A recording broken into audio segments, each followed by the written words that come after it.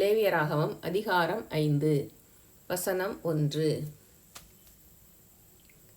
சாட்சியாகிய ஒருவன் இடப்பட்ட ஆணையை கேட்டிருந்தும் தான் கண்டதையும் அறிந்ததையும் தெரிவியாதிருந்து பாவம் செய்தால் அவன் தன் அக்கிரமத்தை சுமப்பான். வசனம் 2. அசுத்தமான காட்டு மிருகத்தின் உடலையாவது அசுத்தமான நாட்டு மிருகத்தின் உடலையாவது அசுத்தமான ஊரும் பிராணிகளின் உடலையாவது இவ்வித அசுத்தமான யாதொரு வஸ்துவையாவது ஒருவன் அறியாமல் தொட்டால் அவன் தீட்டும் குற்றமும் உள்ளவனாவான். வசனம் 3. அல்லது எந்த அசுத்தத்தினாலாகிலும் தீட்டுப்பட்ட ஒரு மனிதனை ஒருவன் அறியாமல் தொட்டு பின்பு அதை அறிந்து கொண்டால் அவன் குற்றமுள்ளவனாவான். வசனம் 4. மனிதர் பதறி ஆணையிடும் எந்த காரியத்திலானாலும் ஒருவன் தீமை செய்கிறதற்காவது நன்மை செய்கிறதற்காவது தன் மனம் அறியாமல் தன் உதடுகளினால் பதறி ஆணையிட்டு பின்பு அவன் அதை அறிந்து கொண்டால் அதை குறித்து குற்றமுள்ளவனாவான். வசனம் 5. இப்படிப்பட்டவைகள் ஒன்றில் ஒருவன் குற்றமுள்ளவனாகும்போது அவன் தான் செய்தது பாவம் என்று அறிக்கையிட்டு வசனம் 6. தான் செய்த பாவத்துக்கு பாவ நிவாரண பலியாக ஆடுகளிலாவது வெள்ளாடுகளிலாவது ஒரு பெண்குட்டியை குற்ற நிவாரண பலியாக கர்த்தருடைய சந்நிதியில் கொண்டு வர வேண்டும். அதனாலே ஆசாரியன் அவன் செய்த பாவத்தை குறித்து அவனுக்காக பாவ நிவிர்த்தி செய்ய கடவன். வசனம் 7. ஆட்டுக்குட்டியை கொண்டு வர அவனுக்கு சக்தி இல்லாதிருந்தால் அவன் செய்த குற்றத்தின் நிமித்தம் 2 காட்டுப்புறாக்களையாவது 2 புறா குஞ்சுகளையாவது ஒன்றை பாவ நிவாரண பலியாகவும் மற்றொன்றை சர்வாங்க தகன பலியாகவும் கர்த்தருடைய சந்நிதியில் கொண்டு வர கடவன். வசனம் 8. அவைகளை ஆசாரியனிடத்தில் கொண்டு வருவானாக. அவன் பாவ நிவாரண பலிக்கானதை முன்னே செலுத்தி அதன் தலையை அதன் கழுத்தினிடத்தில் கிள்ளி அதை இரண்டாக்காமல் வைத்து வசனம் 9. அதன் இரத்தத்தில் கொஞ்சம் எடுத்து பலிபீடத்தின் பக்கத்தில் தெளித்து மீதியான இரத்தத்தை பலிபீடத்தின் அடியிலே வடிய விடுவானாக. இது பாவ நிவாரண பலி. வசனம் 10.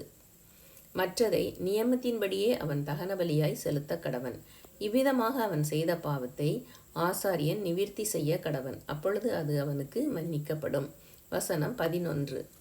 2 காட்டுப்புறாக்களையாவது 2 புறா குஞ்சுகளையாவது கொண்டு வர அவனுக்கு சக்தி இல்லாதிருந்தால் பாவம் செய்தவன் பாவ நிவாரணத்துக்காக ஒரு எப்பா அளவான மெல்லிய மாவிலே 10ல் ஒரு பங்கை தன் காணிக்கையாக கொண்டு வருவானாக.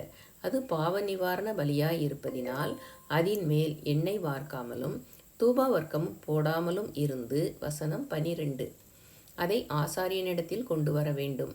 அதிலே ஆசாரியன் ஞாபகக்குறியான பங்காக தன் கைப்பிடி நிறைய எடுத்து கர்த்தருக்கு இடும் தகன பலிகளைப் போல பலிபீடத்தின் மேல் தகனிக்க கடவன். இது பாவ நிவாரண பலி. வசனம் 13. இவ்விதமாக மேற்சொல்லிய காரியங்கள் ஒன்றில் அவன் செய்த பாவத்துக்காக ஆசாரியன் பாவ நிவிர்த்தி செய்ய கடவன். அப்பொழுது அது அவனுக்கு மன்னிக்கப்படும். மீதியானது போஜன பலியைப் போல ஆசாரியனை சேரும் என்றார். வசனம் 14. பின்னும் கர்த்தர் மோசேயை நோக்கி வசனம் 15.